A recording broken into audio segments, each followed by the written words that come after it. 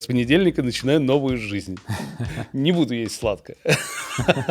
Я сижу и представляю себя уже там в гробу разлагающимся и смотрящим на свою жизнь, и Вот такой, ты затейник. Так. ты мечтаешь, и что все никак не случается. Все, что откладывается на когда-нибудь потом, автоматически не случится. Давно уже себя заставляют делать, и мне вообще не кайфово. Ну, с этим точно надо разбираться. Вот в год, когда ты ничего не делал, что ты делал? Ну, я размышлял, что надо бы чем-то заняться.